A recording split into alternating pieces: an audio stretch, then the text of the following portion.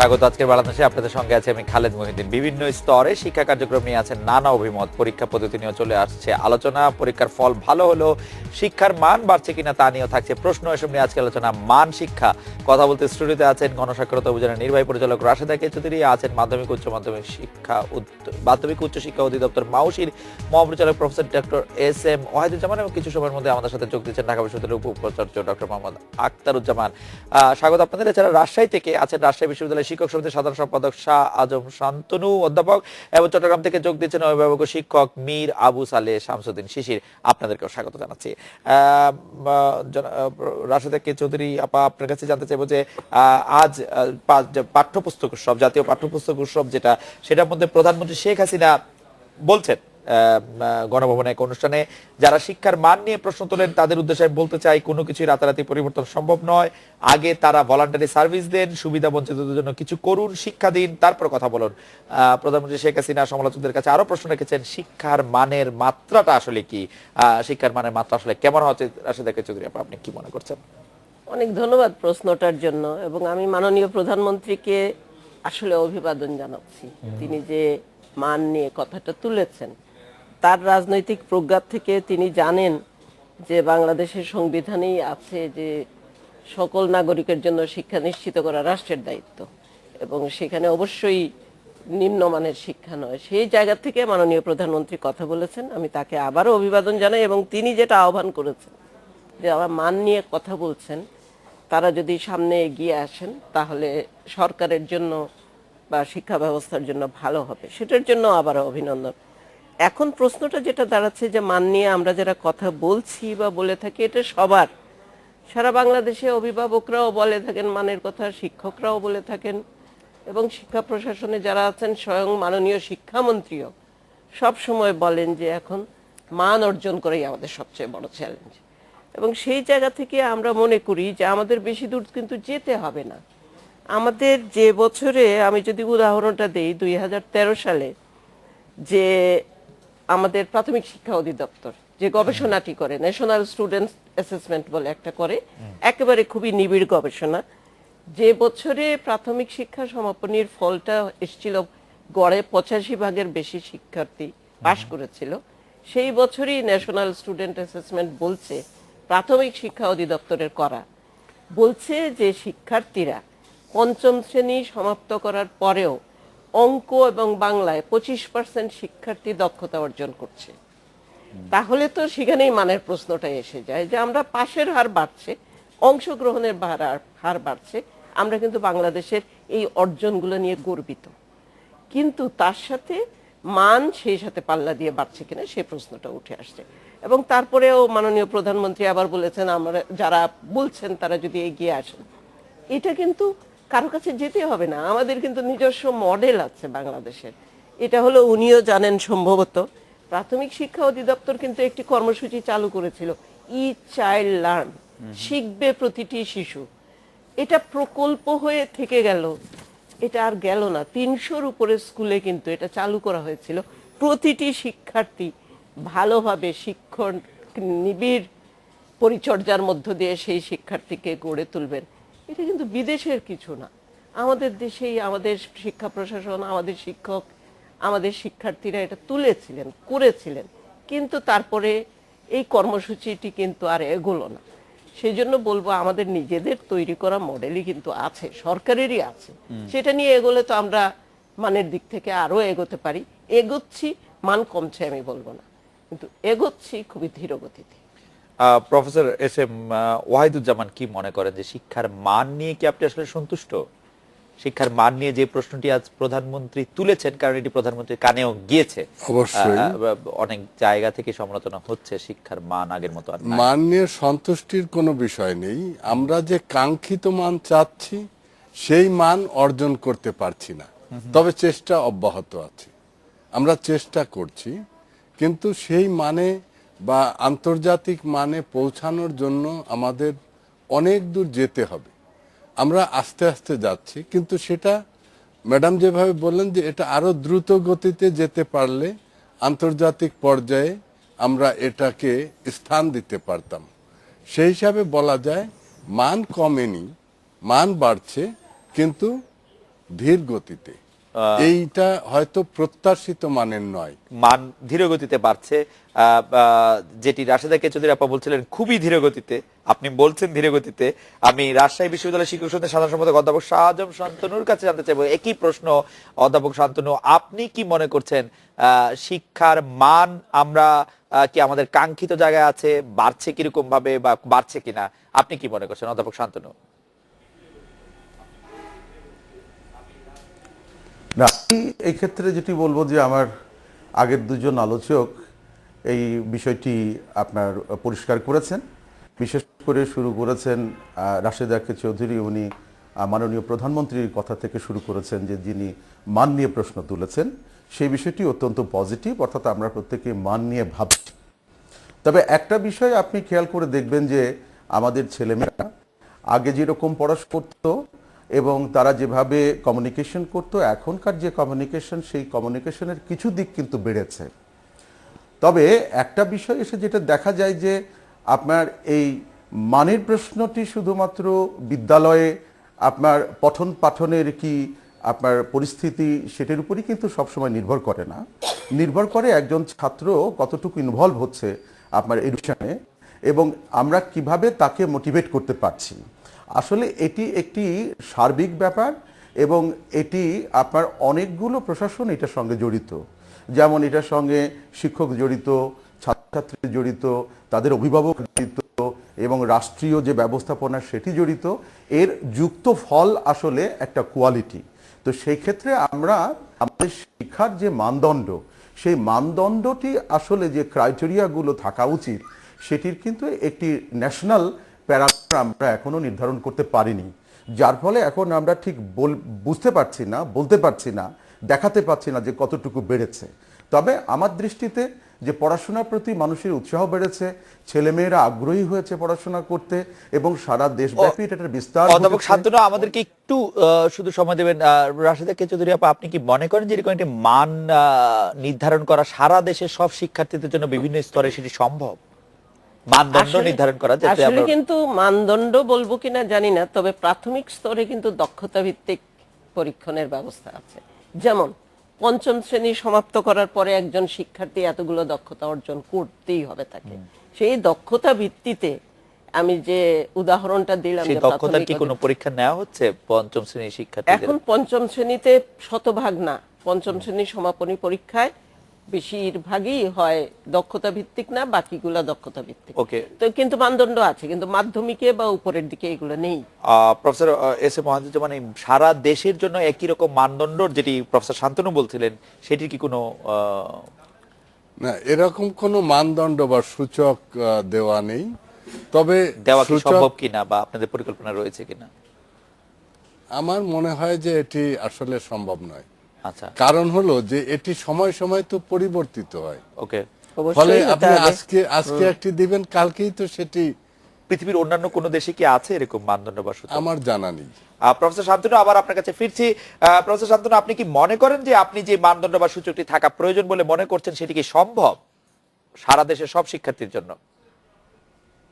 হ্যাঁ, এটা তো আমার কাছে তো মনে হয় যে আপনার এটি কোনো কিছুই অসম্ভব নয় এবং আপনি যদি কিছু প্যারামিটার সেট করতে না পারেন তাহলে পরে তো আপনি সারা দেশব্যাপী শিক্ষার কোয়ালিটিটাকে তো আপনি সুষম করতে পারবেন না।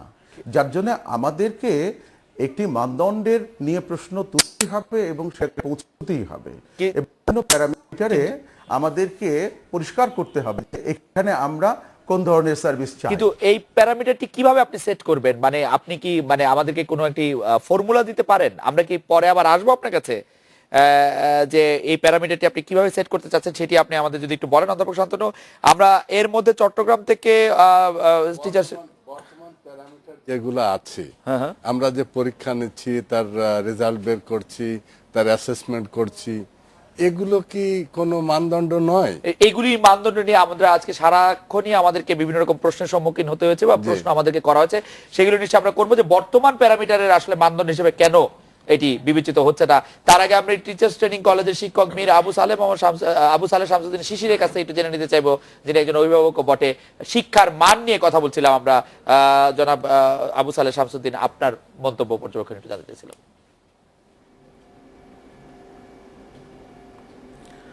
ধন্যবাদ আপনাকে প্রশ্ন করার জন্য। আমি আজকে প্রথমেই ধন্যবাদ জানাচ্ছি আমাদের মাননীয় প্রধানমন্ত্রীকে, যিনি আজকে শিক্ষার মান সম্পর্কিত কথাগুলো বলেছেন। আমি মনে করি যে শিক্ষার মানের যে যে কথাটা উঠে আসছে সেটা শুধুমাত্র রাষ্ট্রের দায়িত্ব নয়, আমরা যে যেখানে আছি, যে যার দায়িত্ব পালন করছি, যে জায়গায় দায়িত্ব পালন করছি, সেটা আমাদের সঠিকভাবে যদি আমরা পালন করি তাহলে আমার মনে হয় যে মানসম্মত শিক্ষা আমরা নিশ্চিত করতে পারবো। আর মান বলতে কি বোঝায় সেটা সম্পর্কে যদি আমার ব্যক্তিগত বিবেচনায় যদি বলি, একজন শিক্ষার্থী যে শ্রেণীতে পড়াশোনা করছে, যেমন আমরা মনে করি যদি পঞ্চম শ্রেণীর একজন শিক্ষার্থী যদি তাকে পঞ্চম শ্রেণী পাশ করার পরে ষষ্ঠ শ্রেণীতে অ্যাডমিশন টেস্টের তাকে পঞ্চম শ্রেণীর পর্যায়ের প্রশ্নগুলো দেওয়া হয় এবং সে যদি সেই প্রশ্নের একটা নির্দিষ্ট পাশের মান থাকে যে 30 পেলে পাশ করবে বা 40 পেলে পাশ করবে, সেই নাম্বারটা যদি সে উত্তীর্ণ করতে পারে তাহলে মনে করব যে সে একটা মান অর্জন করেছে।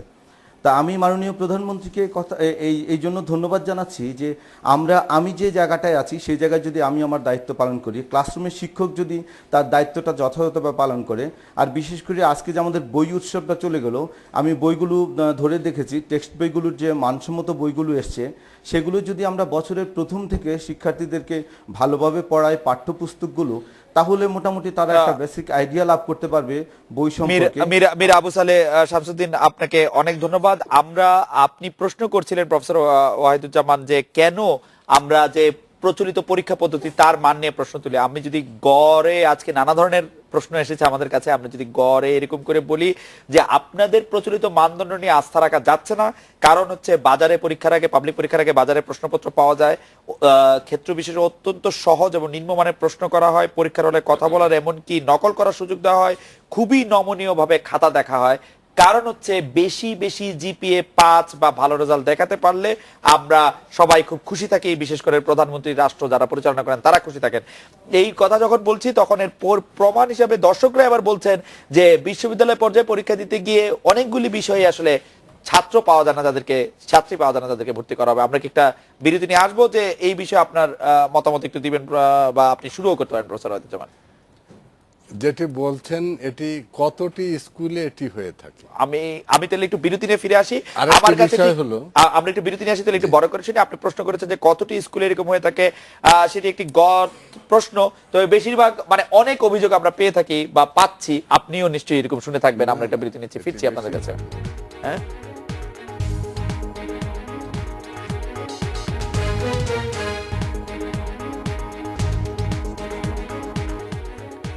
ফিরে এলাম আজকের বাংলাদেশে। বিরতির আগে যে কয়েকটি বিষয় নিয়ে প্রফেসর ওয়াহিদুজ্জামানের কাছে এসেছিলাম সেটা হচ্ছে যে পরীক্ষার আগে প্রশ্নপত্র ফাঁস, অন্তত সহজ প্রশ্নপত্র প্রণয়ন করা, পরীক্ষার হলে কথা বলার সুযোগ এবং নকল করার সুযোগ দেওয়া, খুবই নমনীয় ভাবে খাতা দেখা ইত্যাদি কারণে যে মানদণ্ডটা আপনারা করছেন সেই মানদণ্ডের উপর আস্থা রাখতে পারছেন না অনেকে। আস্থা যদি উনি নাই রাখতে পারেন তাহলে তো মুশকিল, কিন্তু আস্থার জায়গায় আমরা ফিরে আসার চেষ্টা করছি। প্রথম প্রশ্ন হলো যে প্রশ্নপত্র ফাঁস।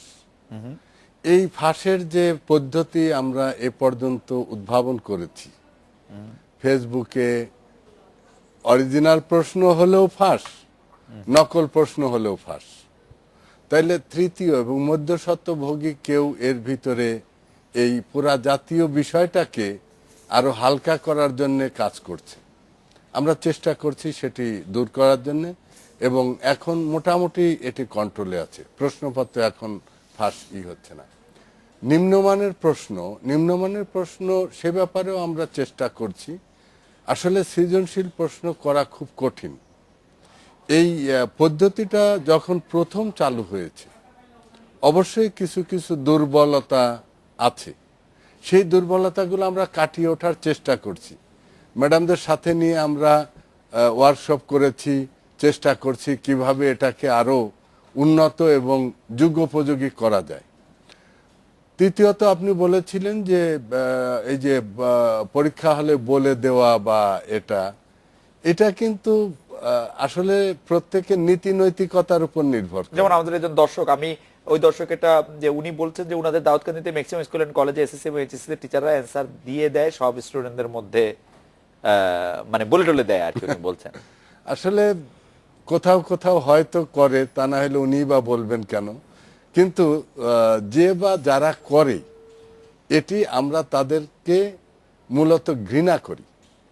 উচিত হলো যে এরকম একটা জাতীয় সর্বনাশ করার জন্য কেউ কোনো শিক্ষক এরকম কাজ করবেন এটি আশা করা যায় না। নমনীয় ভাবে খাতা দেখার যে নমনীয় ভাবে খাতা আসলে কেউ এরকম দেখেন। বেশি নাম্বার দেওয়া, আমরা যেটি বলি যে তার প্রাপ্য নম্বর থেকে তিনি যেন বঞ্চিত না হন। আচ্ছা, উনি অনেক সময় দেখা যায় যে দ্রুততার জন্য বা সময় অভাবের জন্য পুরা খাতাটা না দেখেই হয়তো নম্বর দিয়ে যাচ্ছেন। আচ্ছা, আমরা এটাই বলি যে কোনো শিক্ষার্থী যেন তার প্রাপ্য নম্বর থেকে বঞ্চিত না হয়। রাশেদা কে চৌধুরী আপা, আপনি জানেন যে আমাদের যে প্রাথমিক গণশিক্ষা মন্ত্রী মুস্তাফিজুর রহমান ফিজার আছেন, তিনিও এই ধরনের একটি প্রশ্নের সম্মুখীন হয়ে তিনি বলেছেন যে গত 3 বছরে আমি নির্দেশনা দেইনি, নির্দেশনার কথা তিনি বলছেন। এই বিষয়ে আপনাদের স্পষ্ট করে বলছি, এই ধরনের কোনো ইনস্ট্রাকশন নাই যে কোনো স্কুল শতভাগ পাস না করলে কোনো অসুবিধা বা কোনো কিছু হবে, মানে খাতা নমনীয় ভাবে দেখিয়ে পাশের সংখ্যা বাড়ানোর ক্ষেত্রে কোনো ইনস্ট্রাকশন তার নাই বলে বলছেন। আপনার পর্যবেক্ষণ কি এই সম্পর্কে? আমি কিন্তু বিশ্বাস করতে চাই যে নীতি নির্ধারণী মহল থেকে এই ধরনের কোনো ইনস্ট্রাকশন দেয়া হচ্ছে বা হয়েছে। বিষয়টি হয়েছে যেটা যে আমাদের পুরো শিক্ষা ব্যবস্থা তো এখন পরীক্ষা ভিত্তিক হয়ে গেছে। আচ্ছা, এবং পরীক্ষার ভিত্তিতে ওই ধরে নিচ্ছেন শিক্ষকরা, অভিভাবকরা যে ওই প্রতিষ্ঠানের মানদণ্ড নির্ধারিত হবে, পরীক্ষার ভিত্তিতে শিক্ষার্থীর মান নির্ধারিত হবে, সবকিছুই পরীক্ষা পরীক্ষা পরীক্ষা। এবং একটা পরীক্ষা মানে, প্রাথমিক সমাপনী পরীক্ষা মানে হলো এর আগে নানা ধরনের টেস্ট ইত্যাদি। এবং শিক্ষা প্রতিষ্ঠানগুলো এই যে অসুস্থ প্রতিযোগিতার মধ্যে ঢুকে যান, তখন কোথাও কিন্তু এই নির্দেশনা নাই যে এটা করবেন কিনা। এবং বাধ্য হয়ে মন্ত্রণালয় একটা কাজও করেছে, কোনো গ্রেডিংও করে না এখন শিক্ষা প্রতিষ্ঠানে। তারপরেও কিন্তু শিক্ষা প্রতিষ্ঠানগুলো এই অসুস্থ প্রতিযোগিতার পিছনে ছুটছেন, অভিভাবকরা তার সাথে পাল্লা দিয়ে ছুটছেন। Okay. এটার একটা প্রধান কারণ হলো কিন্তু এত পরীক্ষার প্রেসার, এবং সেই প্রেসারে গিয়ে শিক্ষকরা স্বভাবতই সাহায্য করতে চান শিক্ষার্থীদের, এবং অভিভাবকরাও চান তাদের সন্তানেরা যাতে ভালো করে, এবং পরীক্ষায় জিপিএ 5 পাওয়াটাই মনে হয় এখন প্রধান উদ্দেশ্য হয়ে এখন গেছে। প্রধান উদ্দেশ্যের মধ্যে চলে যায়। শিক্ষার প্রধান লক্ষ্য হয়ে গেছে। প্রধান অধ্যাপক শান্তনু কাছে জানতে চাইবো যে আপনি যদি এই বিষয়ে কোনো কিছু যুক্ত করতে চান, যে মানদণ্ড নিয়ে আপনি আসলে কোনো কিছু আমাদেরকে বলবেন কিনা। অন্যদিকে আমাদের দর্শকরা এখন যে বিষয়টির উপর আমাদের দৃষ্টি আকর্ষণ করছেন সেটি হচ্ছে যে বাজারে যে সহায়ক বা নোট গাইড বই পাওয়া যায় সেগুলি বন্ধ করে দিলে শিক্ষার মান একটু উন্নত হবে কিনা, সে ব্যাপারে আপনি যদি একটু আলোকপাত করেন। নানা রকম নামে আসলে নোট গাইড বই থাকছে বাজারে, সহায়ক বই। মানে আমি যেটা বলতে চাই, এটা অ্যাবসোলুটলি বন্ধ করে দিতে হবে। আপনার প্রাইমারি পর্যায়ে কোনো সহায়ক কোনো কিছু থাকবে না, এটি একটা ব্যাপার। আর আমরা যেটা বলতে চাই আর কি, আমি যে মানদণ্ডের কথা বলছিলাম, যেটা রাশেদা কে চৌধুরী উনি কিছুটা আলোকপাত করেছেন, যে আমরা আমাদের এডুকেশন সিস্টেমটাকে পরীক্ষা নির্ভর করে তুলেছি, যে পরীক্ষায় তার যোগ্যতার পরিচায়ক হয়েছে। কিন্তু একজন মানে ছাত্রকে আমরা তো গড়ে তুলতে চাই নাগরিক হিসেবে। সুতরাং একটা এডুকেশনের, প্রাইমারি এডুকেশনের একটা লক্ষ্য থাকবে যে ছাত্র পাশ করে মাধ্যমিকে যেন সে ভালো করতে পারে। মাধ্যমিক পরীক্ষার একটা আপনার টার্গেট থাকবে কলেজে যেন ভালো করে, কলেজ এডুকেশন লক্ষ্য থাকবে ইউনিভার্সিটি যেন ভালো করে। আমাদের যেটা সংকট হচ্ছে বলে আমার কাছে মনে হচ্ছে যে এই 3টা লেভেলের সমন্বয়টা হচ্ছে না। ইউনিভার্সিটিগুলো আসলে কি চাচ্ছে যে তাদের র মেটেরিয়াল হিসেবে, এবং মাধ্যমিক পর্যায়ে ছাত্ররা কি পড়াশোনা করছে, এইটার সাথে আসলে একটু অসঙ্গতি থাকছে বলেই এই বিপর্যয়টা ঘটছে। আর একটা ব্যাপার আমি একটু বলতে চাই, যেটি মানে প্রফেসর বলেছেন যে বাংলাদেশের একটি মানদণ্ড তৈরি করাটা খুব শক্ত ব্যাপার, এবং বিদেশে কিন্তু আমি অস্ট্রেলিয়ার এডুকেশনের কথা বলতে পারি, যে সেখানে আপনার একটা লেভেলে ছাত্র যখন পড়াশোনা করছে, আপনার ক্লাস 5-এ, এই ক্লাস 5-এর সমতুল্য মানের ছাত্র কিন্তু সকলেই হবে না একটা সেকশনের। সুতরাং যারা পিছিয়ে পড়বে তারা কিন্তু ওখান থেকে কখনোই কোপ আপ করতে পারবে না। যার ফলে ছাত্রদেরকে যদি 2টো গ্রেড করা যায় বা 3টে গ্রেড করা যায়, এবং তাদের যদি সেকশন করা যায়, তাহলে পরে কিন্তু এটার একটা রেজাল্ট চলে আসতে পারে। এবং আমাদের লক্ষ্য হবে প্রত্যেককে তুলে আনা, এবং প্রাইমারি স্কুল থেকে নিয়ে মাধ্যমিক পর্যায়ে যেন সে ভালো করতে পারে, সেই জায়গাটাই তাকে মানসিকভাবে এবং তাকে তার যোগ্যতা মানে তৈরি করে দেয়া। অধ্যাপক শান্তনু, আপনাকে ধন্যবাদ। আমি মীর আবু সালেহ শামসুদ্দিন শিশির আপনার কাছ থেকে জানতে চাইবো যে কোনো একজন ছাত্র এসএসসি পরীক্ষার পর এসে যখন আপনাকে বলে যে তিনি বা ও জিপিএ 5 পেয়েছে, আপনি তাকে কোন সমতুল্য ছাত্র মনে করেন? First division, star mark, second division, আগের লেভেলের তে যদি আমি বলি, জিপিএ 5 একটি ছাত্র বা ছাত্র পেয়েছে, এই মানদণ্ডে উত্তীর্ণ এসএসসি পরীক্ষার্থীকে আপনি কি মানের ছাত্র বা ছাত্রী মনে করেন? আচ্ছা, আমি তাকে ধন্যবাদ আপনাকে। আমি তাকে মনে করি যে ফার্স্ট ডিভিশন পেয়েছে। সে ফার্স্ট ডিভিশন পেয়েছে, তবে সে বেশিরভাগ বিষয়ে সে 80 ভাগের উপরে 80 নম্বরের উপরে নাম্বার পেয়েছে। তা এতক্ষণ আপনারা যে প্রশ্নগুলো করেছেন সেটার মধ্যে আমি গাইড বই সম্পর্কিত একটি কথা বলতে চাচ্ছি। গাইড বইগুলো বাজারে থাকার কারণে শিক্ষার্থীরা টেক্সট বই বিমুখ হচ্ছে এবং তাদের চিন্তা যেটা করা দরকার সেটা তারা চিন্তা করছে না, কারণ গাইড বইয়ের মধ্যে প্রশ্নের উত্তরগুলো হুবহু দেওয়া থাকে, সেগুলো তারা মুখস্থ করার চেষ্টা করে। এতে করে সৃজনশীল প্রশ্নপত্র তৈরির যে চিন্তা আমাদের সরকার এবং আমরা সবাই করছিলাম, সেটা থেকে আমরা একটু পিছিয়ে পড়ে যাচ্ছি। গাইড বইগুলো খুব ক্ষতি করছে শিক্ষার্থীদের। আর শিক্ষকরাও যেহেতু সৃজনশীল প্রশ্নের যে একটা স্ট্যাম্প তৈরি করতে হয়, উদ্দীপক তৈরি করতে হয়, এটা একটু চিন্তা করে করতে হয়, সময় সাপেক্ষ ব্যাপার। সেই সময়টা তারা চিন্তা না করে অথবা মানে সহজভাবেই উত্তরগুলো দেওয়ার জন্য, প্রশ্নগুলো তৈরি করার জন্য তারা গাইড বইয়ের সহযোগিতা নিয়ে থাকে। সেই জন্য আমি বলবো জনাব শিশির, আপনাকে ধন্যবাদ। কোচিং বাণিজ্য এবং গাইড বই সম্পর্কে দুজনই একদম করা অবস্থান নিয়েছেন। আমরা কিছুদিন আগে একটা খবর এরকম পড়ছিলাম যে কোচিং ও প্রাইভেট টিউশনের বিরুদ্ধে করা অবস্থান থেকে সরে ছায়া শিক্ষা হিসাবে কৌশলের বৈধতা দেওয়ার প্রক্রিয়া চলছে সরকারের শিক্ষা আইনের চূড়ান্ত খসড়ায় আমরা এরকম দেখতে পাচ্ছি। তবে শিক্ষামন্ত্রী নুরুল ইসলাম নাহিদ আবার এটা বলে দিয়েছেন যে কোচিং বাণিজ্য গাইড বই বৈধতা দেওয়া হচ্ছে না, কোচিং বাণিজ্য গাইড বই চলবে না, এটা শিক্ষা আইনেও অন্তর্ভুক্ত থাকবে। আমাদের প্রশ্ন, কোচিং বাণিজ্য গাইড বই বন্ধ করার ক্ষেত্রে মূল প্রতিবন্ধকতাগুলি কি? আর রাশিদ আপার কাছে প্রশ্নটি করতে চাই, আমরা একটা বিরতি নিয়ে ফিরে এসে, যে অভিভাবকরা কেন, মানে অভিভাবকরাই তো কিনে দিচ্ছেন, অভিভাবকরা কেন আপনাদের কথায়, প্রফেসর ওয়াহিদুজ্জামানের কথা আস্থা রাখতে পারছে না যে কোচিং বা গাইড বই আসলে বাচ্চাদের ক্ষতি করছে? তারা কেন গাইড বই কিনে দিচ্ছেন সেটি যদি রাশেদা কে চৌধুরী আপা আপনি আমাদের বলেন, আমরা একটা বিরতি নিয়ে ফিরছি আপনাদের কাছে।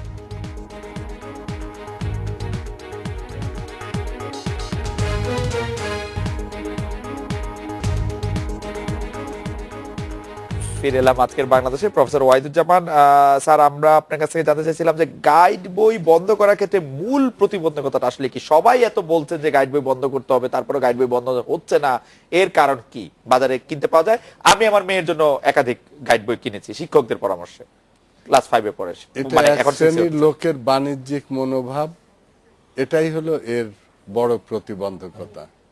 প্রথম যখন নোট বই লিখলে শাস্তি হবে এরকম একটি বিধান তৈরি হলো, তখন ওনারা দ্বিতীয় সংস্করণ করলেন গাইড, যে আমি তো নোট লিখছি না, গাইড লিখছি। ফলে আমার আইনে ছিল নোট বই লিখলে শাস্তি হবে, পরে উনি গাইড লিখলেন। গাইড আবার এখন নতুন সংস্করণ, যখন আমরা বললাম নোট গাইড দুইটাই নিষিদ্ধ, তখন আবার এখন বললেন নতুন নামে অনুশীলন বই। ওকে, ফলে এটির একটা বাণিজ্যিক চক্র রয়েছে, যেটি আমার মনে হয় সবচেয়ে বড় প্রতিবন্ধকতা। রাশেদা কে চৌধুরী আপনার কাছে জানতে চাইছিলাম যে অভিভাবকরা, আমি একজন অভিভাবক, আমাকে শিক্ষকদের পরামর্শে আমাকেও একটি গাইড বই বা সহায়ক বই এটি কিনতে হয়েছে, এর কারণ কি আসলে? আমরা কেন কিনতেই বাধ্য হচ্ছে, আপনারা এত বলছেন?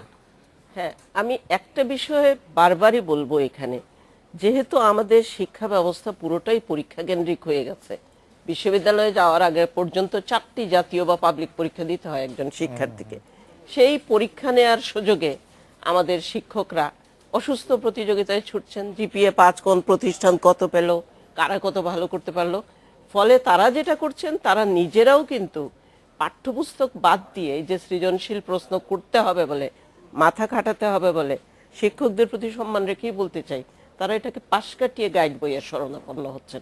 এবং আপনি যেটা বললেন যে বলেই দিয়েছেন স্কুল থেকে শিক্ষকরা যে এই গাইড বই কেনো, ওই গাইড বই কেনো, আমিও এখানে জোরালো ভাবে বলতে চাই, কোচিং এবং গাইড বইয়ের দৌরাত্ম্য যতদিন বন্ধ না হবে, ততদিন আমাদের শিক্ষার্থীদের যতই চেষ্টা করি আমরা, সৃজনশীলতার বিকাশ হবে না। তবে এইখানে একটা কথা বলা প্রয়োজন, গাইড বইয়ের সাথে সহায়ক পুস্তিকার একটা কিন্তু তফাৎ আছে। সাপ্লিমেন্টারি রিডিং মেটেরিয়াল আমরা র্যাপিড রিডার পড়েছি, রাইট। সেগুলো তো অন্য জিনিস, সেগুলো আমার শিক্ষাকে, আমার জ্ঞানকে আরো বর্ধিত করার জন্য।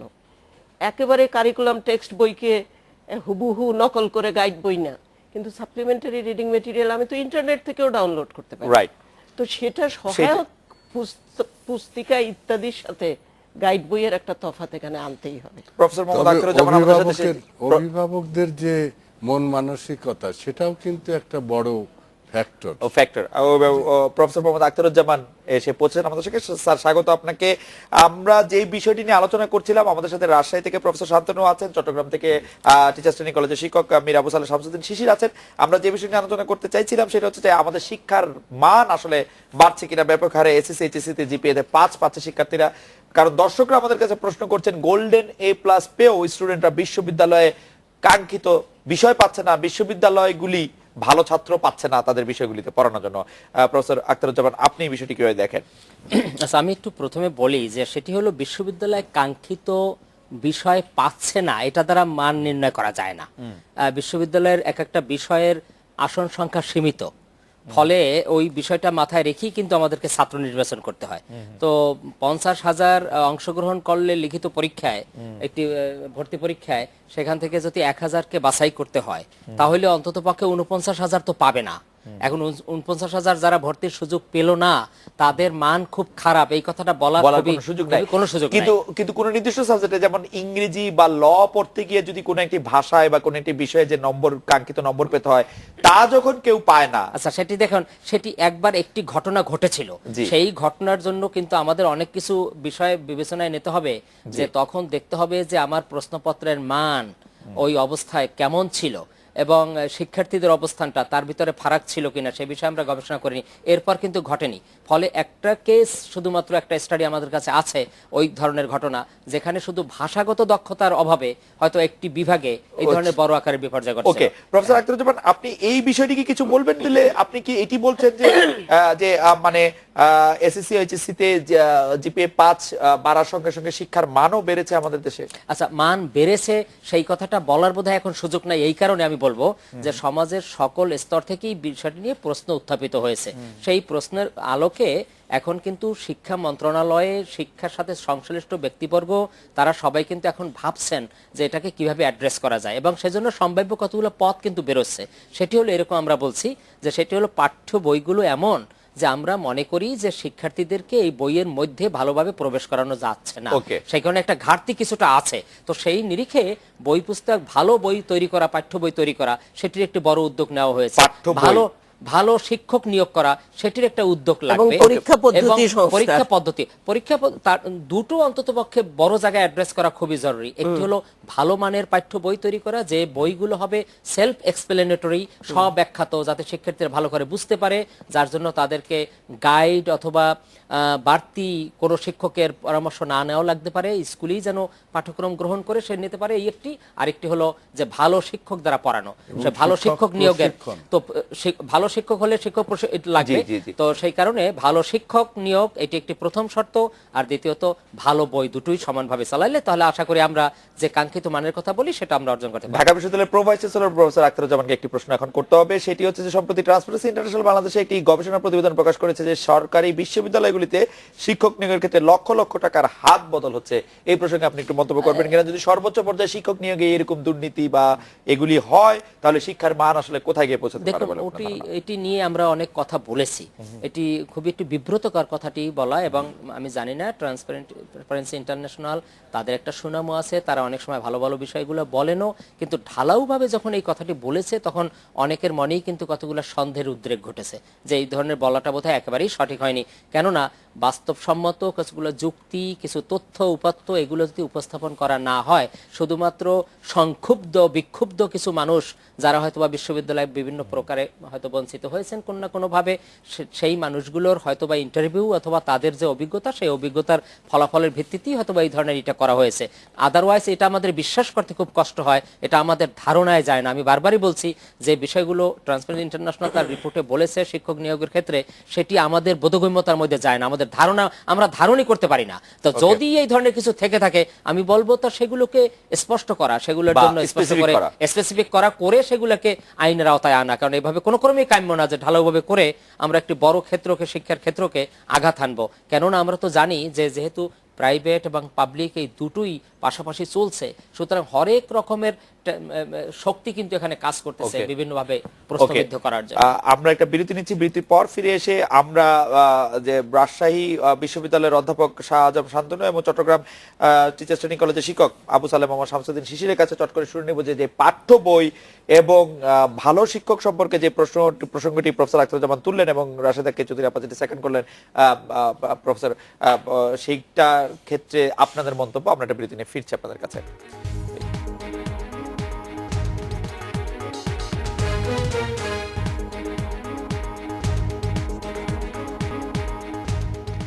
ফিরে এলাম আজকের বাংলাদেশে। আমরা একটু রাজশাহীতে যেতে চাই প্রফেসর শান্তনুর কাছে। প্রফেসর শান্তনুর কাছে খুব দ্রুত একটু শুনে নিতে চাই পাঠ্য বই ভালো করা এবং ভালো শিক্ষক সম্পর্কে আপনার মূল্যায়ন। প্রফেসর শান্তনু।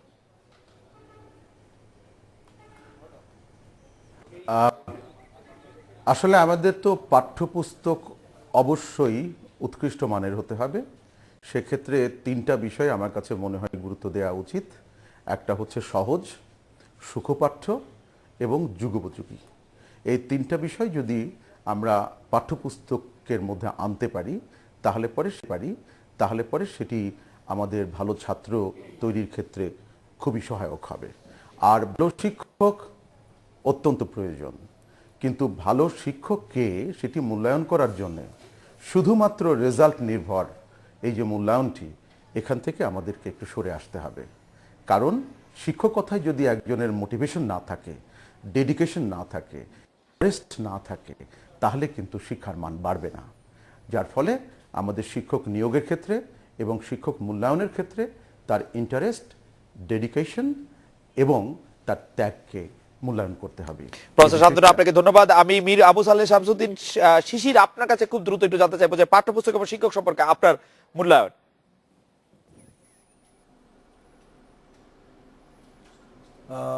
আমি প্রফেসর শান্তনুর সাথে একমত পোষণ করছি যে সহজ পাঠ্য এবং সুখপাঠ্য এবং এটা যুগোপযোগী একটি বই হতে হবে। আমাদের মনে রাখতে হবে শিক্ষার্থীর বয়স, চাহিদা এবং সামর্থ্য বিবেচনা করে বই প্রকাশ করতে হবে, যাতে করে শিক্ষার্থীরা বইটি পড়ে সহজভাবে বিষয়বস্তু বুঝতে পারে। এবং কখনো কখনো দেখা যায় যে শিক্ষার্থীদের পড়ানোর জন্য কোনো হাউস টিউটর রাখা সম্ভব হয় না, তারা নিজেরাই যাতে পড়ে বুঝতে পারে সেই বিবেচনা রেখে বইটা ছাপাতে হবে। আর মানসম্মত শিক্ষক নিয়োগের ব্যাপারটা এখন মাননীয় সরকার এটা দায়িত্ব নিয়েছেন। নিবন্ধন পাশ করার মাধ্যমে এখন শিক্ষক নিয়োগের কাজটি চলছে। এটা খুবই ভালো একটি পদক্ষেপ আমি মনে করি, যে এতে মানসম্মত শিক্ষকের আমাদের ঘাটতিগুলো পূরণ হবে। জনাব শিশির আপনাকে ধন্যবাদ। শিক্ষকরা জনাব শিশির আপনাকে ধন্যবাদ। আমরা আমাদের কতগুলি দর্শকদের মতামত আপনাকে একটু প্রশ্ন হচ্ছে আপনার মতামত এই প্রশ্ন সম্পর্কে। মুন্না উনি বলছেন ডেভেলপড কান্ট্রিতে যেখানে স্টুডেন্ট এবং টিচারদের রেশিও হচ্ছে 1:20, সেখানে আমাদের দেশে সেটি 1:150।